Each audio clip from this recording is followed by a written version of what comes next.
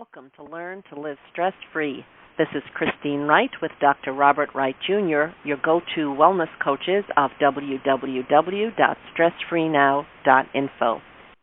Today, we're fortunate to have Dr. Joe Serio back with us again to continue our discussion about the underlying causes of fear and ways to overcome it so that you can live your dream.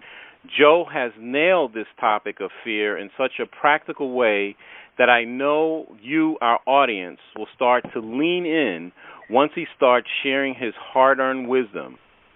Dr. Joe Serio is an international speaker, trainer, and author who holds a Ph.D. in criminal justice from Sam Houston State University with a specialization in leadership and organizational behavior. His career is highlighted by unique experiences in the former Soviet Union investigating the Russian mafia, including a year spent working in the Organized Crime Control Department of the Soviet National Police prior to the collapse of the USSR.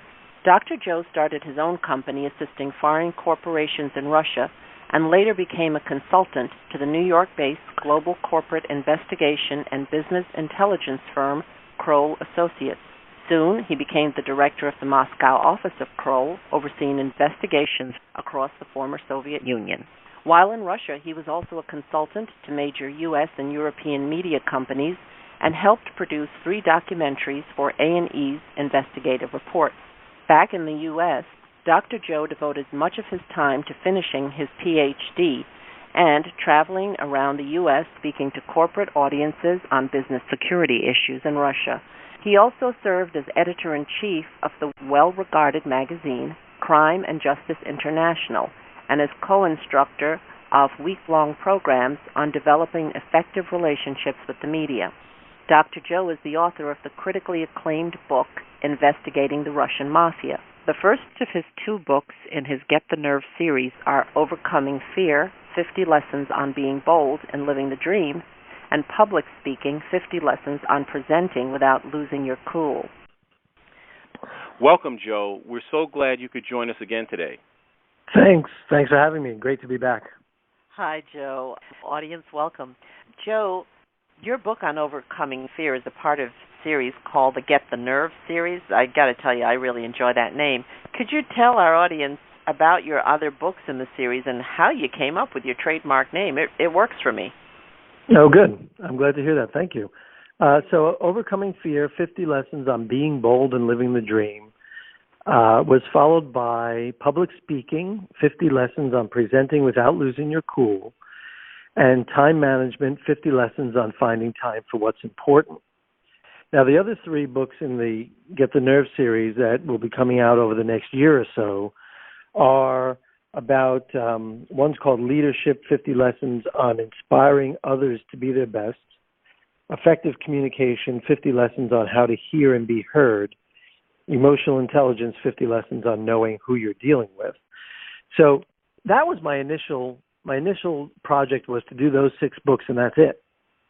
But one of my major niche markets, if we can use that phrase, is law enforcement. And after I came out with these Get the Nerve books, officers said to me, "Hey, we need a book for us." And one officer in particular was a retired police officer. He said, "We need a book on retiring well from law enforcement." I said, "Well, Mark, you're retired from law enforcement. I'm not. So start writing." So we launched Leaving Blue, 50 Lessons on Retiring Well from Law Enforcement, all financial aspects.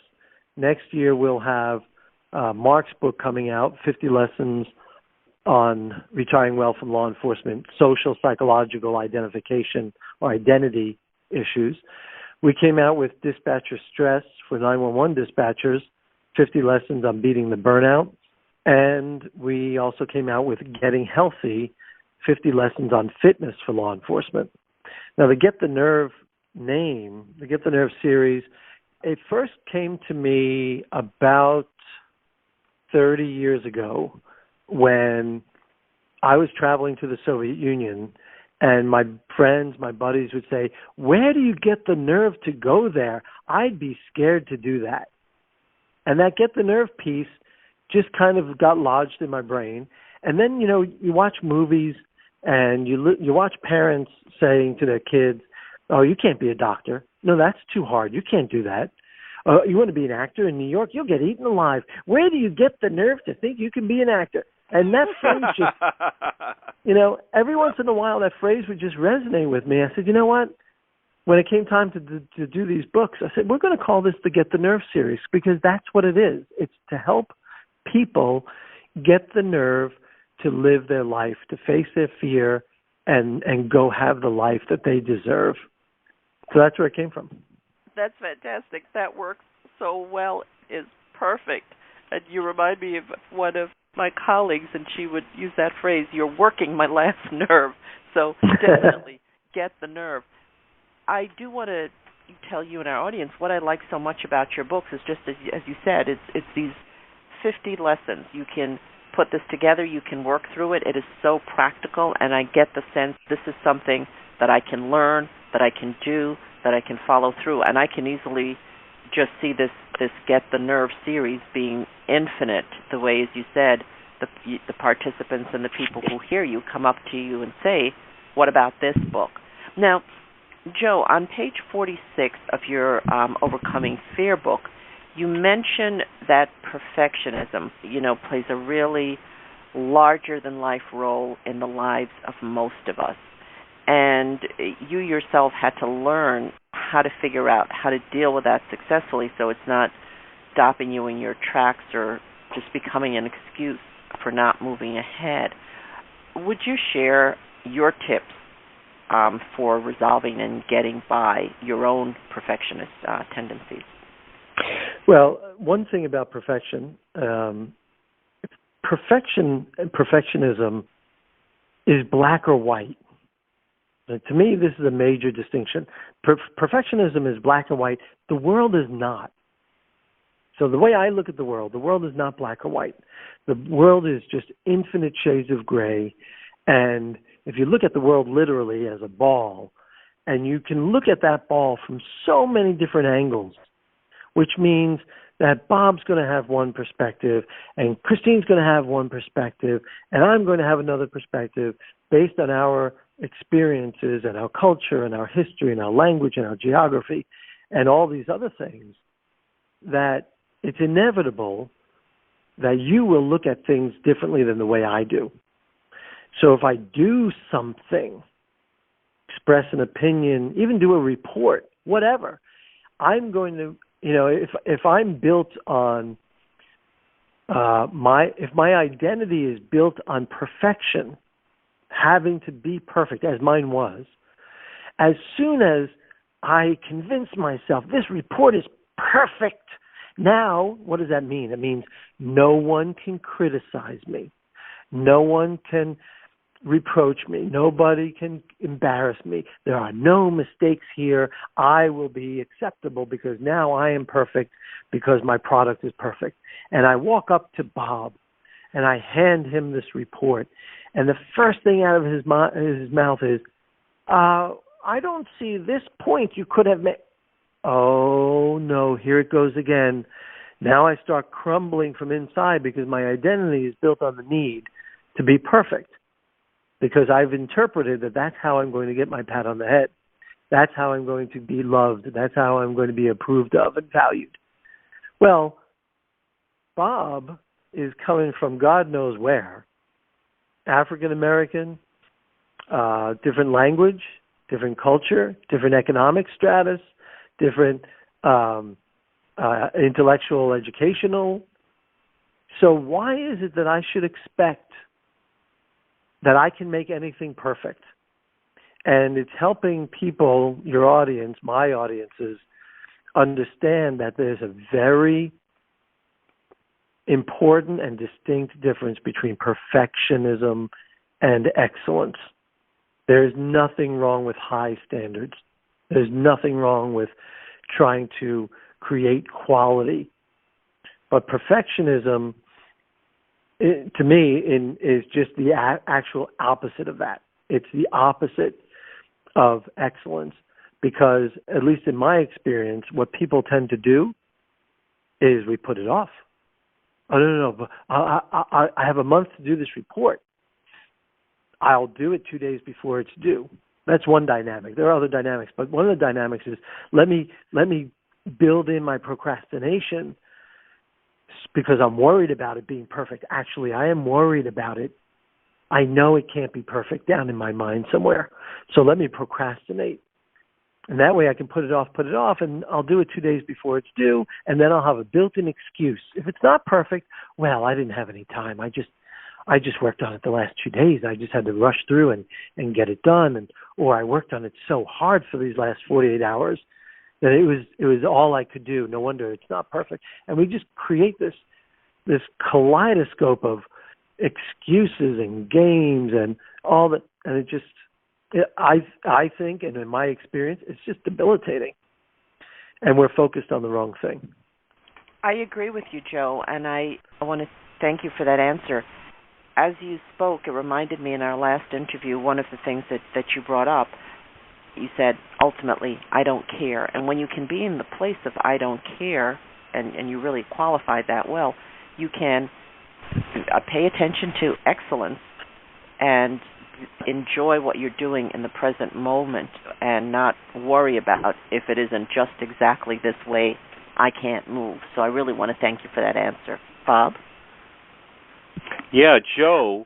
So just quickly, I just want to let you know that you've answered a question that Christine has asked me from time to time, and I know people in our audience and your audience have heard this phrase before when a person says, when you ask them, well, how come you're not working on this, or you're not doing that, or there's a looming deadline, and then they come back with a retort of, I work best under pressure, that they're looking for that adrenaline rush. So I think what your answer about the perfectionism thing being the opposite of excellence, that's a fantastic answer. So, Joe, I want to ask you this question. Bob, let me stop you a second. Let me be rude and cut off the host. Oh, good. I have to mention that because that point about I work better under pressure, it's a classic, as everybody listening knows. That's classic. And we use that as a little comfort blanket, and say, oh, well, I know this about myself. I work better. Great. And yes, you're going to get it done. And yes, it will probably be acceptable and fantastic. And just like me, you'll probably pat yourself on the head and on the back because your system worked yet again. And it just reinforces your brilliance that, yes, I can do this under pressure at the last minute and get something out. Here's the problem. People don't know what they missed. We don't know what we missed. So let's say I start the report I have a month to do it. I start in the first week. I slam out a first draft, get some thoughts on paper, blah, blah, blah. And I go to my supervisor after a week and a half or 2 weeks and say, hey, this is where I'm thinking. This is where I think. I got it, blah, blah, blah. You have any feedback? Let's talk. But, and someone else's perspective comes into that product. And then by the time the month comes, you've had something that other people have looked at. It's got new ideas. You've demonstrated to the supervisor that you are conscientious, that you're a self-starter, you're motivated. Those are the people who get promoted. Those are the people who get opportunities. Those are the people who get noticed. Those are the people, and I meet so many people who say, oh, my job sucks and I can't get any attention and I do my reports at the last minute. Those are all related. And this work best under pressure, the way we're talking about it today with fear and psychological mumbo-jumbo, is a trap. It actually keeps us, it's not us working well, and it's not us accomplishing. It's actually keeping us in a place that, we may not deserve to stay at. We may deserve much more and higher and better. Well, Joe, I am so happy that you cut the host off. Well, actually, I'm a co-host. But I want you to consider this when you do your next presentation, perhaps before 1,000 people. When you were talking about what's going on about doing things at the last minute, the visual that I saw in my mind was, this is a baseball metaphor, and I know there's some baseball fans out there, and so it would be like a person, every time they're getting up at bat, they would be, instead of taking a full swing at the ball, they would be bunting.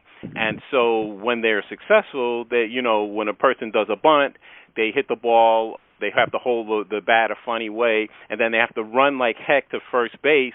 And often, in order to beat the bunt, they have to slide into first base head first. And so even when they would be safe, their uniform is all dirty, and then it's actually dangerous sliding head first into first base. And so I wanted to just give you that visual of, although the person would have made it safely, the coach in the dugout and the coaching staff would be saying, this guy, he could just take a full swing at the bat. So that's what I was thinking about when you were talking. Well, let me kind of extend that visual a little, and I've never thought of it in these terms, so we'll see if this works. The flip side seems to be, if I hit a home run, I get to go around the bases at any pace I want. And so my question for myself in producing books and writing and speaking and all the rest of it is, what does it take to hit a home run? How much preparation does it take? Can I write a book 2 days before it has to go to the printer? Obviously, no way. So if I want to hit a home run, then I've got to figure out, how far in advance do we have to do this, that, and the other thing. The other implications or consequences of the perfectionism thing that keeps in line with what we're talking about is when I wait till a day before something's due, if I'm constantly bunting in my life, there are other consequences. That is, I will probably have to cancel other arrangements I made. I'll have to let people down. I'm going to increase the intensity and the pressure in my house because now I'm stressed out, and my husband, my wife, my kids are experiencing and interacting with my stress. And we think that we're heroes. So, look at me, brilliant once again. My system worked. It just goes to show that I can pull this off. And we forget all of the things we left in our wake, all of the damage we left in our wake, hurt feelings, canceled appointments, rushing to get things done, our own stress. Anyway, I don't want to belabor all that, but you know what I'm saying. Yeah, Joe, thank you for that. I know our audience and your audience appreciates that. Audience will be back in a moment on Learn to Live Stress-Free. Have you been procrastinating about completing an important project or following a treasured dream? Hi, this is Christine Wright. I specialize in helping my coaching clients to lay out clear, goal-achieving strategies. I show you how to quickly build your confidence and uncover and eliminate your habitual patterns of resistance and self-sabotage. Let me help you discover those meaningful insights that will get you to do what works so you can celebrate your successes. Go to stressfreenow.info/contact to let me know that you're curious about how to live your ideal life now. Again, that's stressfreenow.info/contact. Are you dealing with stress, burnout, chronic pain, anxiety, or unresolved grief? Dr. Robert Wright Jr., the Stress Relief Doctor, is an author, speaker, and stress management wellness coach. Co-host of the Learn to Live Stress-Free podcast series, Dr. Bob holds a Ph.D. in Transformative Studies and a master's degree in psychology. He is the author of the first published study to show the connection between stress reduction, grief recovery, and nitric oxide spiking and the relaxation response. He has a wealth of practical knowledge which helps you to relieve the stresses of everyday life so you can live longer and play with your grandchildren. Work with Dr. Bob and he'll give you the tools you need to dissolve your pain points quickly and effectively. Email him to find out how you can start to feel better at stressfreenow.info/contact. That's stressfreenow.info/contact. Welcome back to Learn to Live Stress-Free. Let me ask you this, Joe. On your website, you have a very, very powerful example as a solution for handling arguments. You mentioned, I love this phrase when you use, when someone gets up in your grill. So when I heard that, I said, wow, that's really powerful. So can you just talk briefly about your perspective on why silence is the best response? Yeah, I think it was the last interview we were talking about choices. and we get to choose, right? We get to choose everything that we do. And so the way I stumbled upon this equation that I burned into my brain and try to live by as much as possible. And the equation is E plus R equals O. E plus R equals O. E plus R equals O. The event plus your response to an event equals the outcomes you get in your life. So everything is an event, right? Things happen, right? Events are events, and all kinds. You and I talking right now, it's an event. And if you say something, that's also an event, and I get to choose how I'm going to respond to that event. And I start saying, well, Bob, that's the silliest thing I ever heard. You're kind of some ignoramus. Or, this is the worst podcast, radio interview, television show. Oh, really? Paper story. Exactly. Now we're going, right? I'm up in your grill. You're going to get up in my grill. And I made that choice. So I get to choose my response. Am I going to respond or am I going to react to the things that happen around me? And when somebody gets up in my grill, and somebody, that difficult person at work, that annoying, in-law, or that sibling I can't stand, or whatever, all of our interactions with people, we get to choose. And a lot of people, I think, don't even really realize this or maybe believe it. We get to choose. So if you have a sibling or a coworker that, well, you know what? Let me just give you a real life example. I had somebody in a presentation I did a year ago. His name is Nick. And Nick works in a big company. And part of the company's services is they consult in hospitals. And I told Nick and the program he was in, E plus R equals O. And, and I leave. And I don't know what happens in people's lives unless they email me and give me their stories. So a year later, I'm doing a class at Nick's actually fire department. Nick was a volunteer fire department. I was training at the fire department, and his job in the world is at this consulting firm that does a lot of work in hospitals. And he told me, he said, I was in a meeting with some director at this hospital, and the room was full of people. The director comes in the room and starts screaming at me and getting up in my grill and saying how worthless I am and how stupid and made mistakes and all in front of all my peers and colleagues. And I just sat there. Nick said, I just sat there. And the director caught himself after 2 minutes and said, oh, I'm sorry. I apologize for that outburst, blah, blah, blah. Meeting's over. Everybody leaves. The director asked Nick to stay. And the director says to Nick, how did you do that? And Nick said, do what? He said, how did you sit there calmly and peacefully while I'm up in your grill in front of all these people? And he said, E plus R equals O. And, of course, that was a wonderfully proud moment for me. But he said, and the director said, what does E plus R equal O stand? Event plus your response equals your outcomes. And Nick said, before I heard that, I would have jumped up. I would have yelled back at the director. I probably would have been fired, and all these other consequences would have happened. Except E plus R equals O clicked in my head at that moment when the director was yelling at me.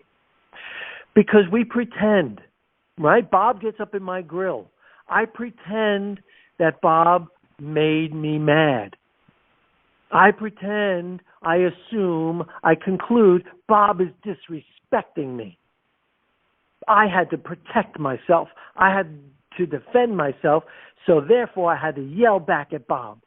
And then I leave, and I go tell Christine, and I go tell these other people in our office, I said, Bob made me so mad. None of that is true. It's all rubbish. So you're telling me that Bob somehow had control over your muscles to make you stand up. And Bob controlled the words you used and the tone right. you used. Right? No way. Pulling Sorry, your Bob. strings. I'm pulling their Bob, strings. I'm renting space in their heads, right? Yeah, exactly. You're very powerful, but you're not that powerful, right? And you didn't make me do any of that. I chose it. It doesn't feel like a choice because I get to blame it on you. I get to blame it on other people. I get to blame it on situation. But the fact of the matter is, I made every one of those choices. So you know what I do when Bob gets up in my grill? I stay seated. We talked in the last conversation about pain and fear. I stay seated because Bob getting up in my grill is, oh, this guy doesn't really know how to communicate effectively. Oh, this guy must be in pain. Or this guy's trying to get attention, or he's trying to control the people around him. I don't need to jump in that pool with him. I get to choose. Very excellent, Joe. As we wind down here on the show, this is so enjoyable, and I know for our audience and your audience it's enjoyable too. I want to wrap up here, Joe, with can you regale our listeners with your story about one of the techniques you cite in a video about how you help a person to overcome public speaking fear? When I saw your video, the one where you take the person by the hand to that special door, can you just yes. And their public speaking fear magically disintegrates? Right. Well, I was absolutely petrified of public speaking, along with being afraid of most everything else when I was growing up. And so on a scale of 1 to 10, my fear of public speaking was about a 12. And my boss, when I was in my 20s, he said, hey, you're going to this conference and you're going to give a presentation.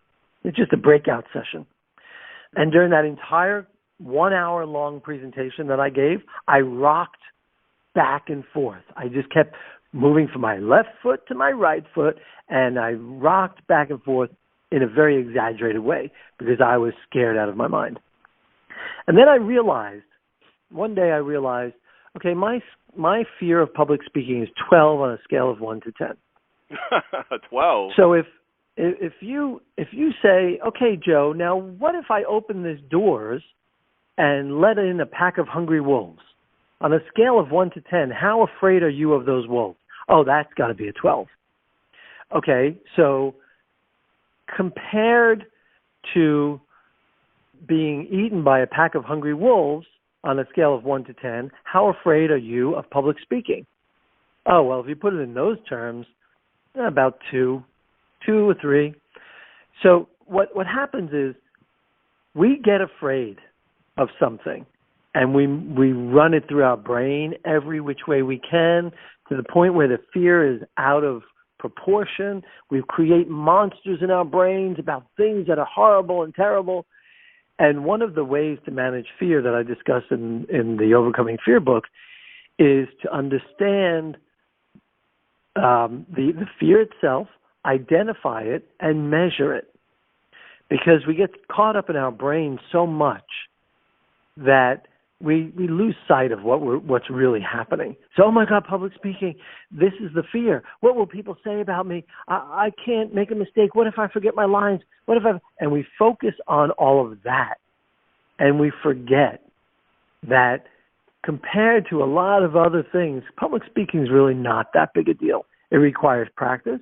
It requires technique. It requires preparation. Yeah, you have to work. But compared to getting eaten by a bunch of hungry wolves, it's really not that big a deal. And when you combine it with the thing we said before about I don't care, I think in the other conversation, I don't care what people think about me. That was the big revelation to shifting my public speaking. So, great. I make a mistake. The issue for me is, have I prepared well enough? And if not, then shame on me. But other than that, let's go do it. Let's go speak. Let's speak in front of 1,000 people. Let's go do all the things that we want to do. Great, Joe. I want to thank you so much for being our featured guest today. This is wonderful, and I know our audience has enjoyed hearing you share your wisdom. Well, let me tell you something. I really enjoyed it, and mostly I'll tell you something about the two of you. And I don't know how often you hear this, but I would like to say it. You guys are fantastic listeners. You're amazing listeners. And for somebody like me who likes to babble on and on, that's a gift. because you're really in this conversation. And for those of us who come on your show, we feel it and appreciate it and value it. Thank you, Joe. Thank you very much. And we enjoy listening to, as you call it, your babble, because you're teaching us so much. Joe, could you tell our audience how they can learn more about you and what you're doing? Yes, I am a conference keynote speaker. I do a lot of trainings in government agencies, in private companies, and my website is joeserio.com, Joes like Sam, Erio. You can reach me at info@joeserio.com on the email. I'm on Facebook, Joe Serio Enterprises, Twitter @Joe Serio Speaks, and with that information, you can probably find out everything about me. Oh, it sounds great. So, listeners, to find out more about Joe, go to his website, check him on Facebook, check him on Twitter. His website, again, is joeserio.com, Joes as in Sam, Erio. Thank you again, Joe. Bob? Great. Joe, what final thoughts or key idea would you like our audience to take away from today's broadcast about overcoming fear? I think it has to be something about wolves, don't you? I think it should be about wolves. I like hyenas. Exactly. Wait, even when they're laughing? Even when they're laughing. I think proportion. If we consider what we're afraid of and measure it against something else, it tends to bring our own fear a little bit more into proportion. Measure it against something else. Consult with other people about it. If there's something you want to do, go find somebody who's done it themselves. And they will love to tell you about how they did it. And they will tell you all the ways they got over the fear of doing it. And just grab that fear and put it back in proportion. I love that. That's an appropriate NLP answer about using modeling at the highest level. So I think that's wonderful, Joe. So I want to thank you again for being our featured guest today, and I want to thank our audience so much for listening, and Joe, your audience for listening also, wherever you are, in whatever time zone you are in. We welcome and look forward to your comments about our show. Please contact us through our website with your feedback and suggestions. Remember, listeners, if you'd like to experience the same benefits our coaching clients get with us and learn how to get control of your schedule or easy ways to dissolve your chronic pain, stress, or anxiety, feel free to call us at 954-900-2179. Mention that you heard our Stress Free Now podcast show, and your first session is absolutely free. Call today to schedule your appointment. For Christine Wright, this is Dr. Robert Wright, Jr. of www.stressfreenow.info. Until next time, be safe and be well.